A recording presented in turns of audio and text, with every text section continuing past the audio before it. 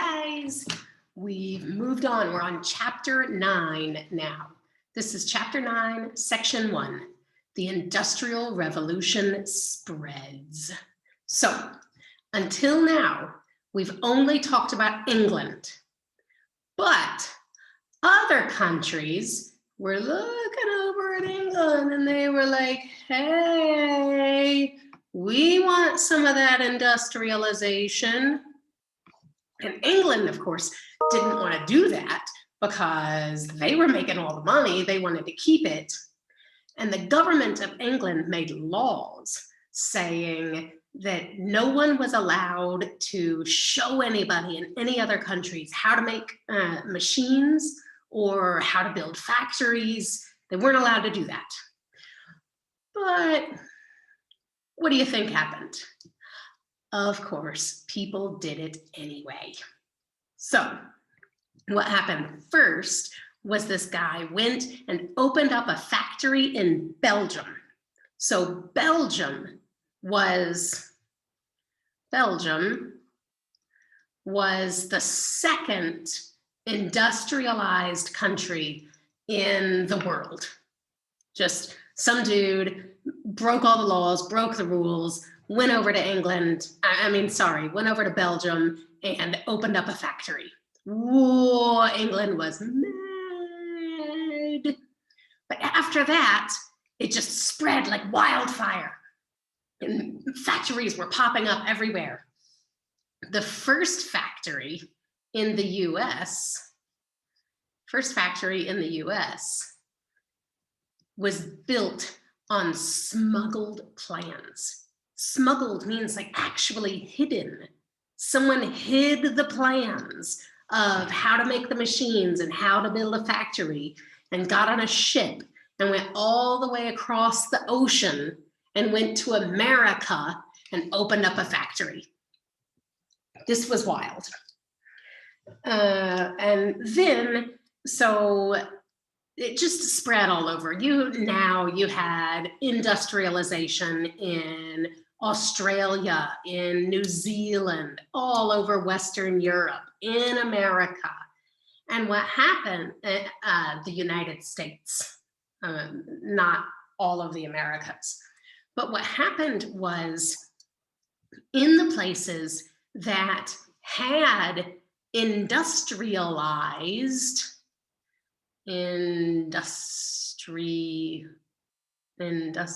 sorry, my pen's not working. Come on, pen. Come on, pen.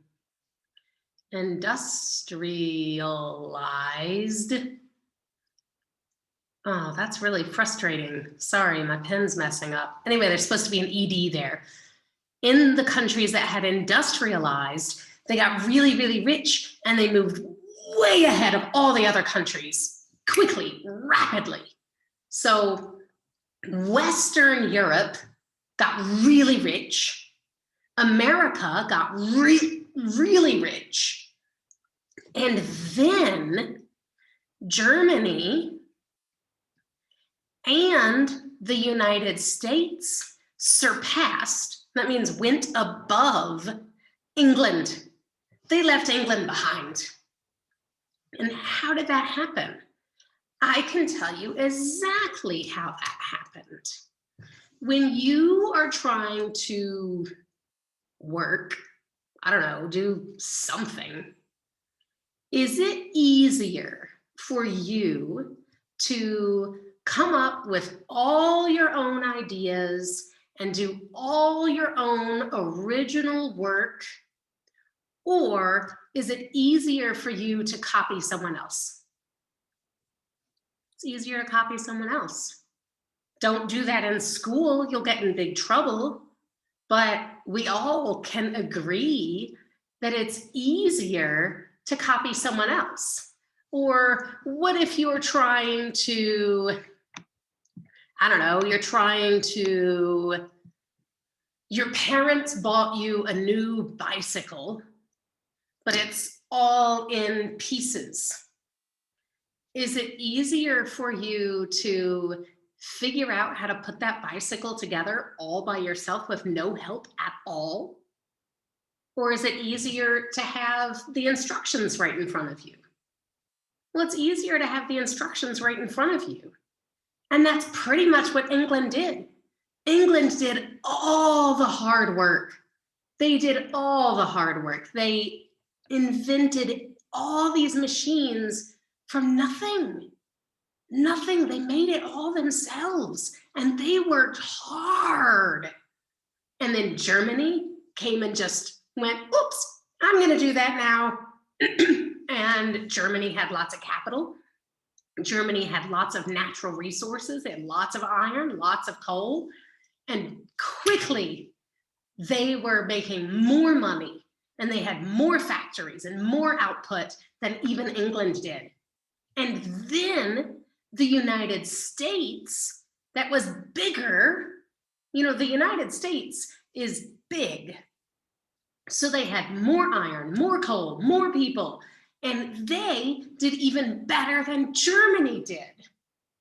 So England did all the work, took off from nowhere, and then everybody else just stole their plans and copied everything they had, but they had more money and more resources to begin with, and so they did better. Now, I'm just going to talk to you about a whole bunch of industrial age inventions. I'm skipping all the inventions that you guys are writing me papers on, and I'm just talking about some other ones. So this guy, Henry Bessemer. Henry Bessemer. Why do you think I keep saying his name over and over and over again? Henry Bessemer invented this new thing called steel. I bet all of you have heard of steel. It's a kind of metal. So it's a compound metal, but before, they were always using iron for everything. They were using iron to build their machines, iron to build their bridges. Well, this guy, Henry Bessemer, one more time, Henry Bessemer made this thing called steel. And steel is partly iron, and partly, it doesn't matter, just other stuff. It's cheaper than pure iron, and it's easier to make, and it's stronger. How do you like that? It's cheaper, it's easier to make, and it's even stronger than iron. So once steel came about and the whole game just changed, that's when they could start building skyscrapers. You guys know what skyscrapers are, right? They're the big, tall buildings in cities. Sorry, that's my lame picture of a skyscraper. But they started being able to build really, really tall buildings because they had steel to make steel to reinforce them so that the building's not going to just fall over. Also, elevators were invented. Elevators, because who wants to walk up 25 flights of stairs in a building? Nobody wants to do that. But if there's an elevator, sure, we can make 25 floors in a building. That's no problem. We can make 125 floors in a building. All right, so steel. Henry Bessemer, they call it Bessemer steel. But just remember, Bessemer and steel. Okay, and also aspirin was invented. That's for like when you get a headache. Lots and lots of perfumes were invented. Lots of soaps were invented. Lots of fertilizers were invented. I want to talk to you about fertilizers for just a second. So we talked about crop rotation before, And why was crop rotation? Right, it was because the plants deplete.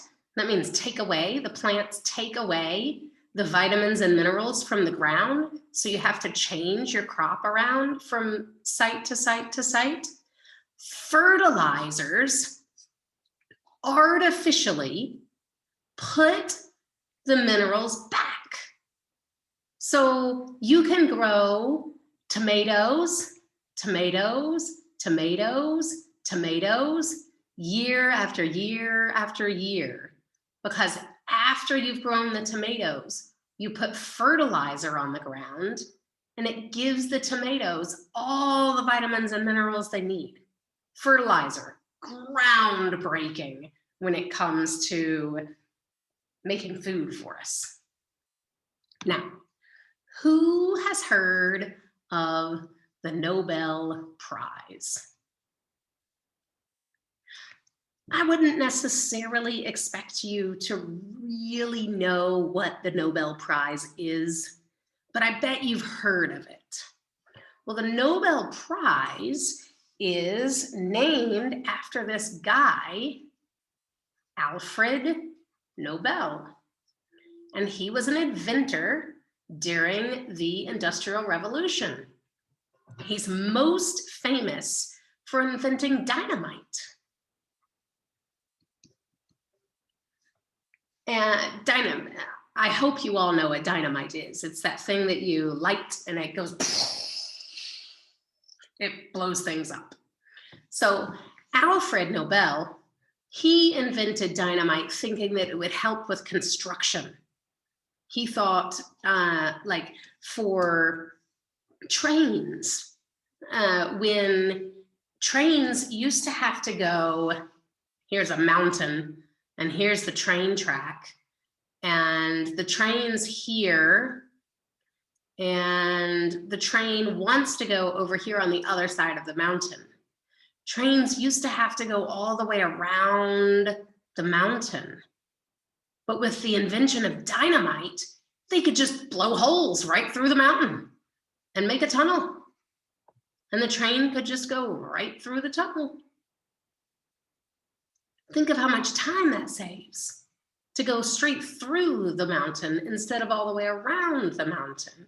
And also things for like constructing buildings. If they needed to clear out some huge space, they want to put a building here, and I don't know, there are lots of trees and rocks and stuff.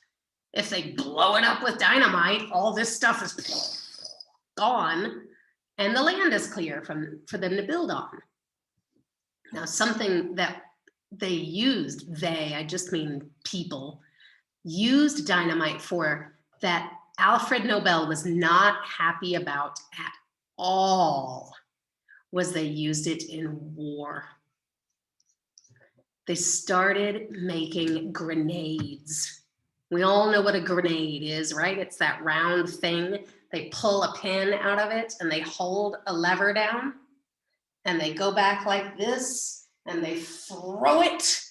And as soon as the lever goes off, there's, just a few seconds and then it explodes. And bombs and all kinds of horrible, horrible, deadly weapons were made with dynamite. And Alfred Nobel was not happy about that at all. Electricity! Yay!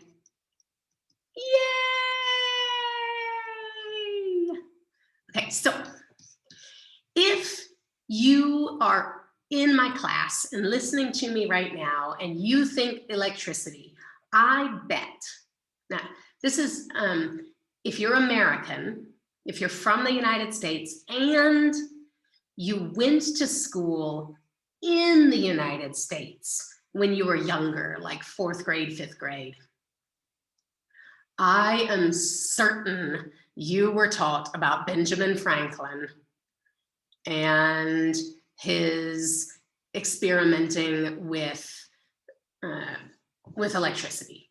There's this whole It's so ingrained in the American psyche. Everyone knows this story about Benjamin Franklin. He went out and he put a key, he put a piece of metal on the end of a on the end of a kite.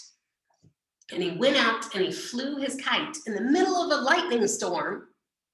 And the lightning hit the key and electricity. So that's cool and all. Benjamin Franklin and some other people, like for a long time, people knew that there was this power, but no one knew how to control it. We didn't know how to control the electricity so we could use it for our purposes. Thomas Edison, hopefully you've all heard this name before. Thomas Edison made the light bulb. And this was amazing. He made all kinds of other things too. Thomas Edison is famous for his work with electricity, but he did all kinds of things. He did a phonograph. That was a machine where you could record your own voice and then play it back. You could record music and play it back. So this was amazing. These were amazing inventions back then. He did moving pictures. We call them movies now. Thomas Edison invented the first machine that made moving pictures. It's a big, big inventor. Now, I want you to stop and focus on what I'm saying right now.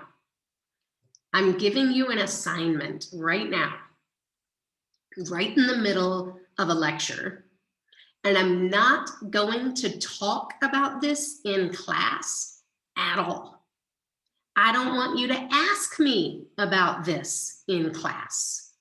This assignment is for you that's actually watching my lecture.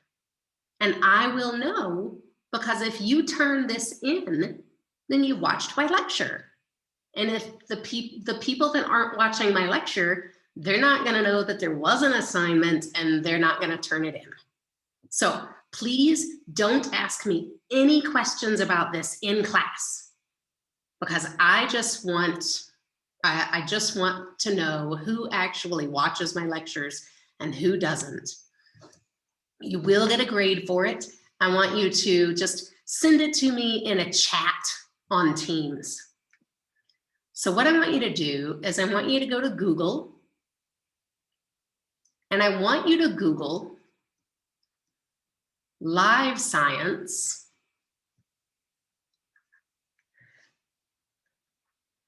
Nikola Tesla versus Thomas Edison.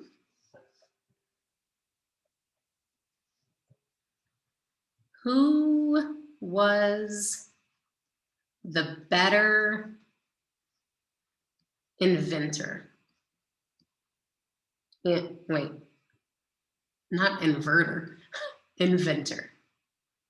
If you Google live science, Nikola Tesla versus Thomas Edison, who was the better inventor, you're going to get a news article with this exact title.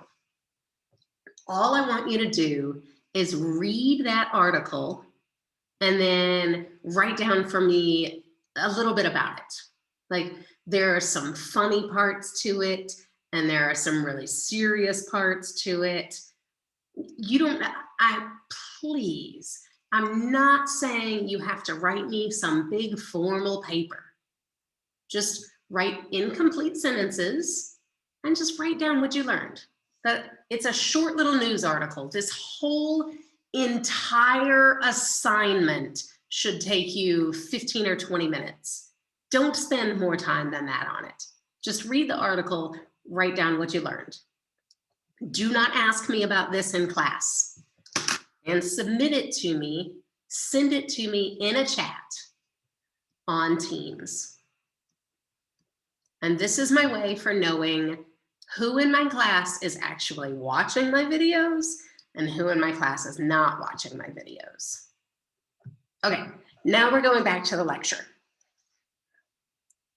In the early 1900s, which sounds like a really long time ago to you, I know, but my great-grandfather, this is just a little sidebar, my great-grandfather was born in 1898. So in the early 1920s, like my grandparents were born in the 1930s. So this isn't really that long ago. This is my grandparents that we're talking about. The assembly line came along. What's an assembly line, Mrs. Gibbons? Okay, so if we have to build something, I don't know, let's build a car. If one person has to build a whole car, it'll take a really long time. But what if you have 100 people, all lined up, and you have a person here, and a person here, and a person here, and a person here, and a person here. I guess there shouldn't be headless, huh? Okay. And here's part of your car coming, and it moves down, and this person puts a door on it. And it moves a little further, and this person puts the handle on the door. And it moves a little further, and this person puts the window in. And it moves a little further, and this person puts the top of the car on. And it moves a little further, and this person puts, I don't know, the headlights on or something. And the cars are constantly moving. They never stop. And this person, all they do is all day long, they put doors on cars. And this person all day long is putting the handles on cars. And so cars are constantly moving. You could make a whole bunch of cars, right? In a small amount of time, instead of just having one guy build one car. You could put out lots and lots of cars in a day. Well, that's what assembly lines are for. And it's not just cars. You can use an assembly line to build anything. I used a car as an example. But let's talk about cars. This guy, Nicholas, my pen is really messing up tonight. I'm sorry about that. Nicholas Otto. He invented the gas-powered engine. Nicholas Otto invented gas-powered engine. Now, with a gas-powered engine, that's what your car uses. With a gas-powered engine, in 1886, along came Carl Benz. Benz, does this name mean anything to you? What does this name Benz make you think of? Hopefully it makes you think of cars, Mercedes-Benz. In 1886, Carl Benz invented the first automobile. And it had 3 wheels.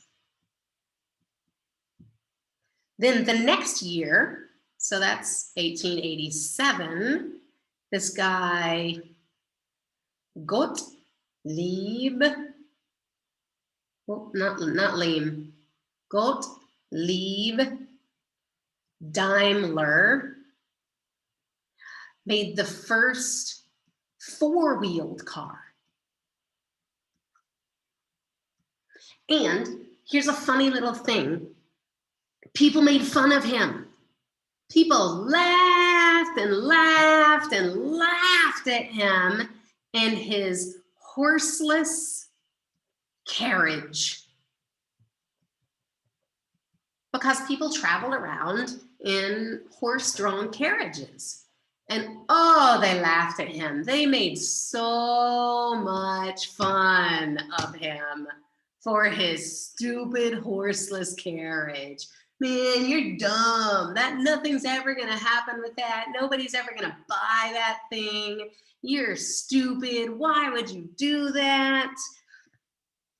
But we all know what happened, right? Because all of us know what happened with cars. There are cars everywhere. In the early 1900s, this guy, Henry Ford was an American.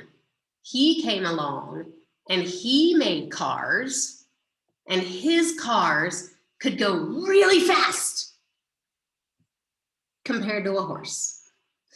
Not really fast compared to the cars that we have today, just really fast compared to a horse. His cars could drive about twice as fast as a horse could run. And that was like mind-blowingly fast back then. Henry Ford made his cars on assembly lines. And if he can make more cars faster, it means he can sell them for less money. Remember the same reason that seamstresses were out of work? Because it took them 6 weeks to make one dress. And if you spent 6 weeks working on something, you're gonna charge a lot of money for it, when a machine could pop out 100 dresses in a day. So Henry Ford, he had the same thing. He started using assembly lines to make his cars. He was making lots of cars really fast, and he was selling them at affordable rates. And he became like a god in the world of cars. Then in 1903, there were these two guys that made bicycles. Bicycle makers named Orville and Wilbur Wright. And these guys were totally obsessed with flight. They wanted to learn how to fly. And they made the very first airplane.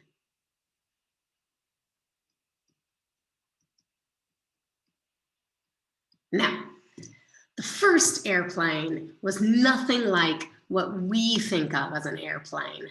I should have had this prepared, but I didn't. So just bear with me for a second, and I'm gonna pull up their Wright brothers first flight. And here we are. Глова – приложение, где заказываешь что угодно. Вкуснейший бургер в честь удачного завершения дня. Закажи Глова, мы доставим. Okay, here we are. Wright brothers first flight.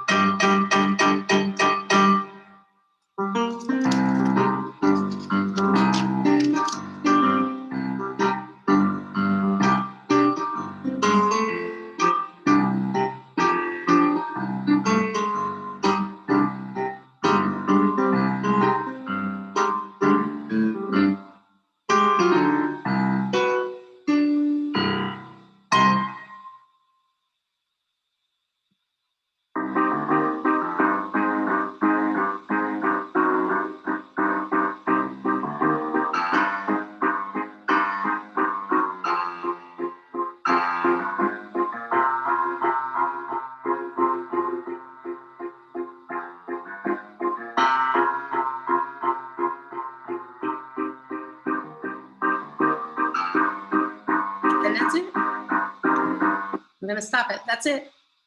I know you guys are 16 and you live in the world of the internet and you probably think that was kind of boring, but really, you've got to understand how amazing that was. I mean, no one had ever flown anything before.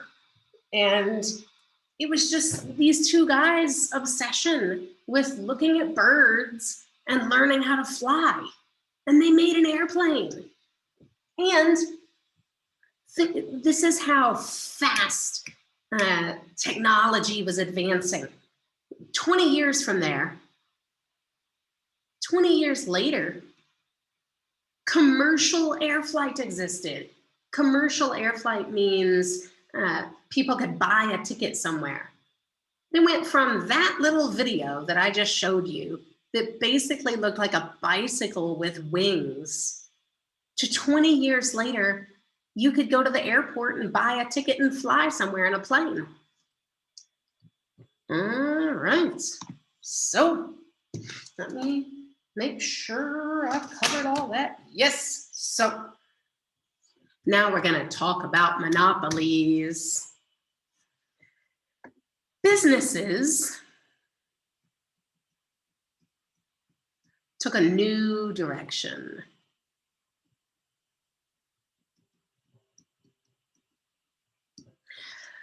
Businesses started getting bigger and bigger and bigger and bigger and costing more and more and more money.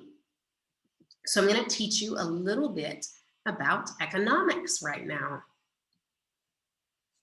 So let's say you want to open a business that costs $50 million. Now, you've done all this research and you know it's gonna cost you $50 million to open this business. Now, I don't know about you, but I don't know anyone with $50 million. Like I can have the best idea in the world, and I might have a really, really rich friend that supports my idea. But that really, really, really rich friend does not have $50 million that he can lend me or she can lend me. So what I do is I go to everybody I know and I say, hey, will you give me $10,000? And if one person gives me $10,000 and another person gives me $10,000 and another person gives me $10,000 and another person gives me $10,000 and I keep getting 10,000, 10,000, 10,000, 10,000, 10,000. Eventually, I'll have $50,000, $50 million saved up. And I take that money and I open my business. But how am I ever going to convince people to give me $10,000?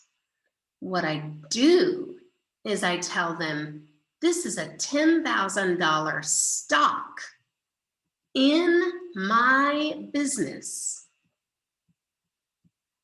making you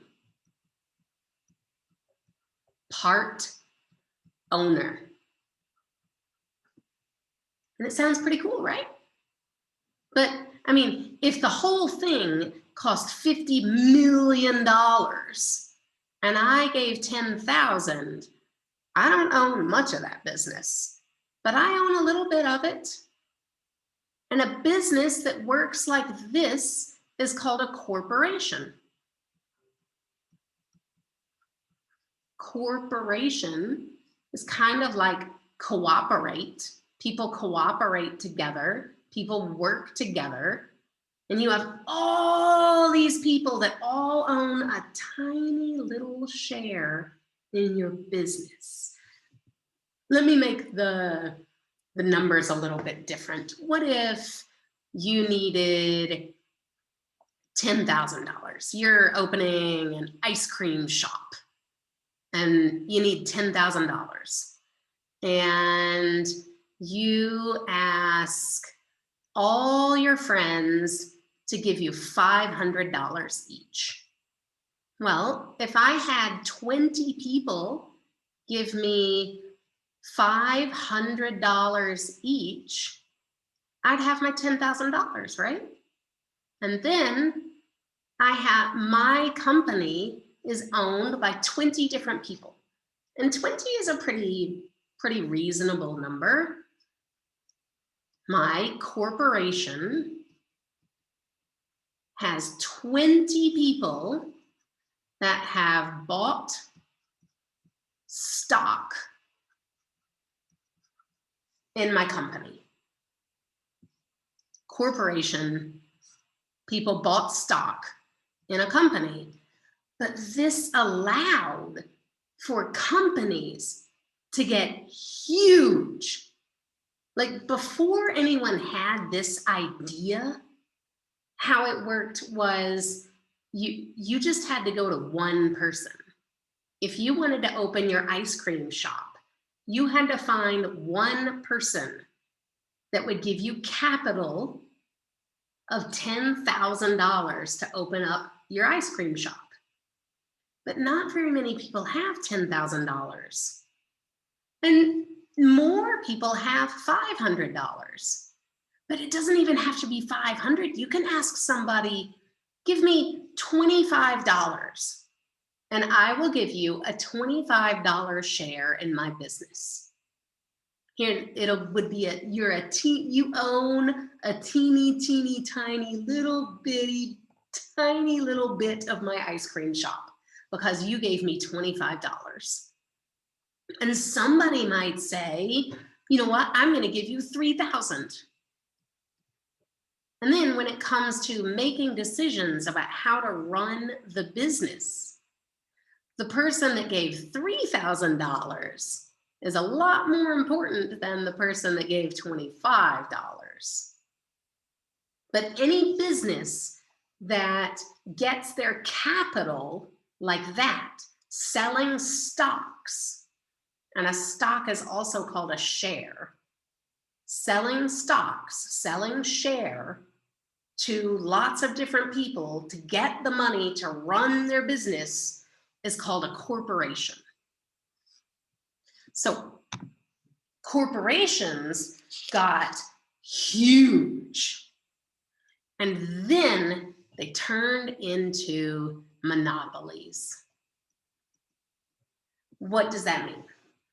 A monopoly is one company that rules everything.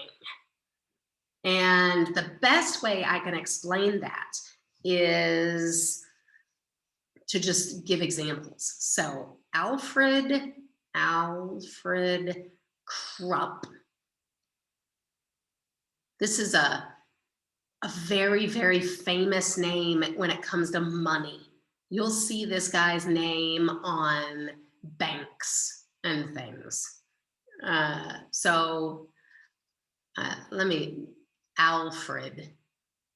Alfred Krupp.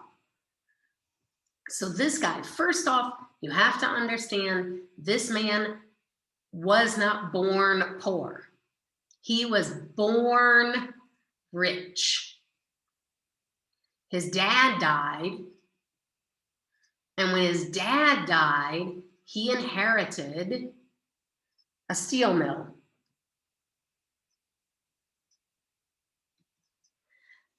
And so he was rich, and he spent his money and he bought up all the other steel mills in town. So now he owns all the steel mills. Then he bought the mines where they got the iron. Then he bought the railroads where they shipped the iron.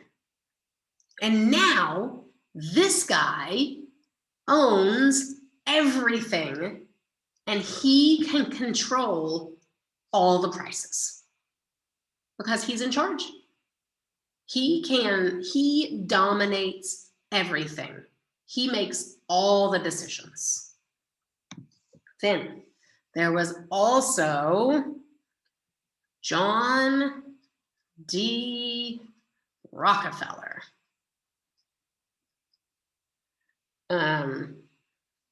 If you are American, I'm sure you've heard this name, but probably all the rest of you have heard this name too. John D Rockefeller came from a middle-class family.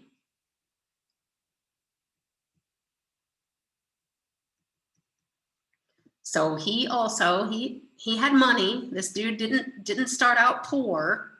John D Rockefeller came from a middle-class family, and he got a job and made some wealthy friends and went into business with some of his wealthy friends. And then they opened up the Standard Oil Company. And you need oil for everything, right? Oil for cars, oil for, sometimes people used oil to put lights in their house, oil for everything. But then he started buying up all the other oil companies.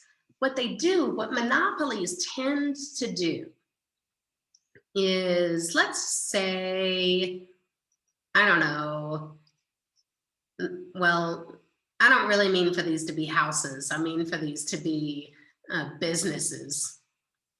So here's an oil company, and they sell their oil for $5 a gallon, liter, let's say liter, $5 a liter.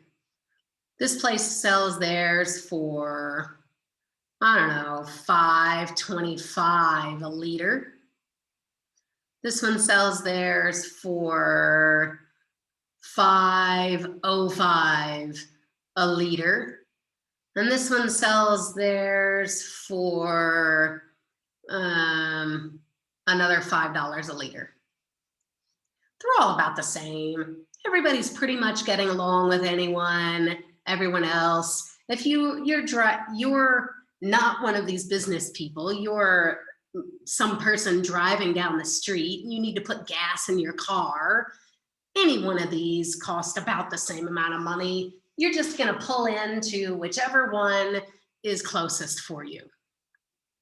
Well, along comes John D. Rockefeller, opens up his Standard Oil Company, and he sells his gas for $1 a liter. Well, where are you going to buy your gas? You're going to buy your gas here at the $1 a liter place. And it doesn't matter to him because he's already rich. It's not like he's losing anything. He's rich. So he's in it for the long haul. He's selling his for $1. Well, this person goes out of business, and now he can't afford to feed his kids. This person goes out of business because everybody's coming over here to Rockefeller to buy his $1 oil. This person goes out of business. This person goes out of business. Now, all of his competition is gone. All the competition is gone. It's just Rockefeller with his Standard Oil. And what does he do? He changes the price of his oil to $10 a liter.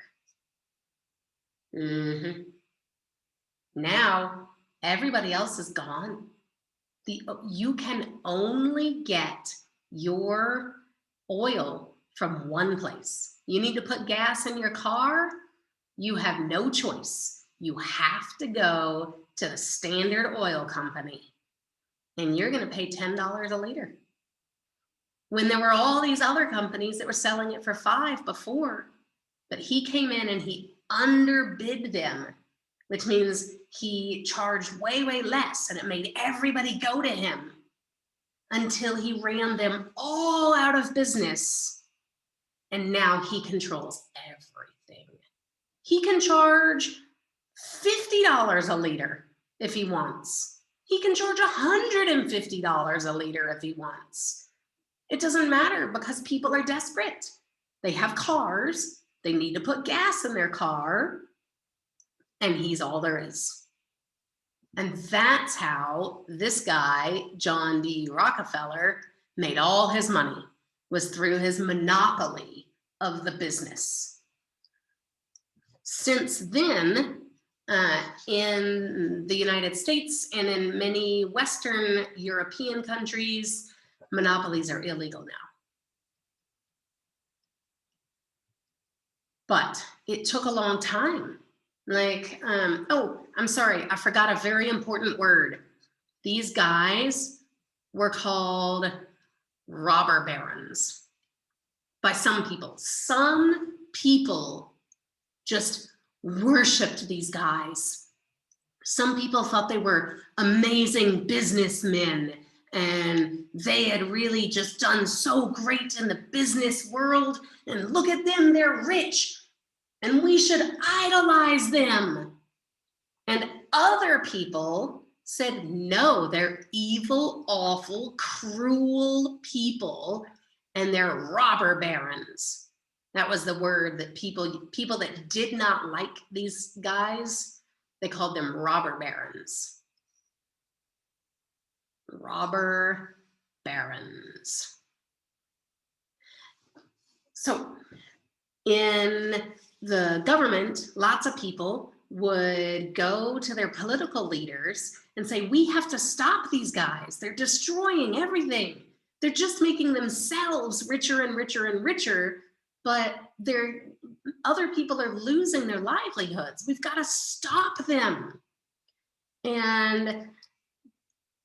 But if you are the governor, if you are the mayor of a city and this rich guy says, I'll take you out to dinner at the fancy restaurants, I'll buy you a new car, and you know what? You get free gas at my gas station anytime you want. Are you going to be making laws against them? No.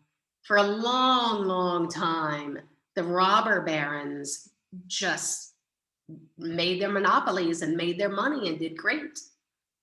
But eventually, over time, finally, the people that didn't like them and the people that said, this really isn't cool, that these guys are just getting richer and richer and richer while we all suffer, the people in the government started listening to them and started making laws against monopolies.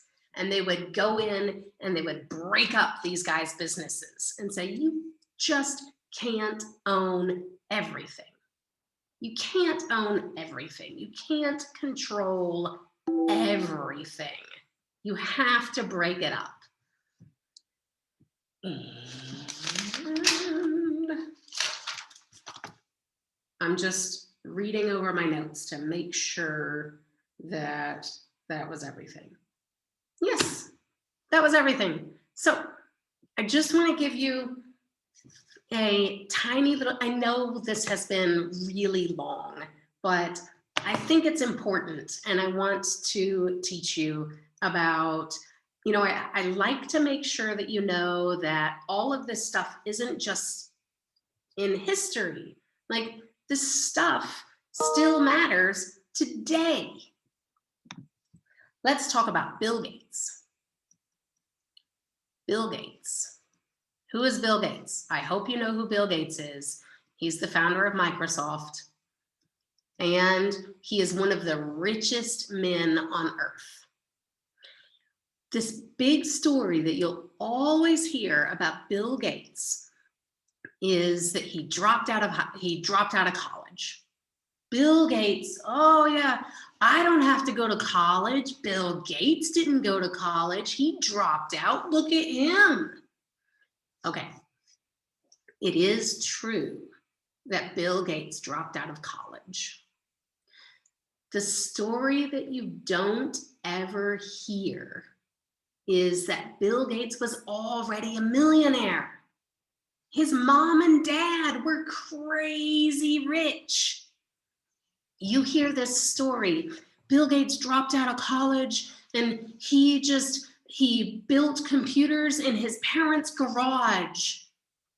And it sounds like, I don't know what you think when you hear college dropout building computers in his mom and dad's garage. But it's not what you're thinking.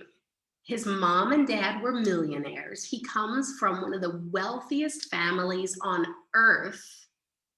And yes, he did make computers in his mom and dad's garage in their mansion. They were very, very, very wealthy. And people use his name. People use Bill Gates' name as this like, oh, look at this poor college dropout that grew up and did wonderful things with his life. And so there are two ways that you can look at his story. In the exact way that anyone can look at John D. Rockefeller. Some people really, really admired him. And we're like, look at everything he's done to make himself rich. He worked so hard. But he already had money to begin with. And all he really did was use that money to run everybody else out of business and take advantage of them. Now, I'm not saying Bill Gates is that way. In my heart, I believe Bill Gates is a good man. But when you hear Bill Gates dropped out of college and he did just fine, I mean, yeah, but his parents were millionaires and they lived in a mansion. There are always different sides from a story, and you have to listen to everyone's stories. The same thing with Steve Jobs. He wasn't some broke dude that suddenly made Apple computers. He had money. Alfred Krupp, his parents were rich. They died and they left him running a steel mill. Bill Gates, sure, yes, he dropped out of college. He was really, really rich. Steve Jobs comes from money. You have to be able to, so why am I telling you this? I'm telling you all of this so you can see that these stories, they loop around in history. People that come from very wealthy, very powerful families can do powerful things in society. And it's always been that way.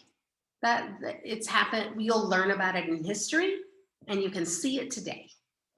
Okay, thanks guys. I'm finished. Let me stop this. Okay, bye.